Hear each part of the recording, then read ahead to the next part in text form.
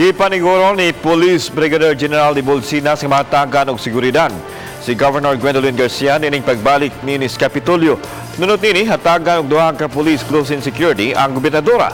Ang request ni Garcia lang sa security iyang gipaabot kang sina sa tol silang tigom sa Capitolio gahapon. Gitugan sa general nga na-trauma si Garcia sa pulis kaniadto tungod sa kasinatian nini apan gipaniguro sa Pangulo sa PRO7 nga hatagan nila og hugot nga suporta ang pamunuan ni Governor Garcia.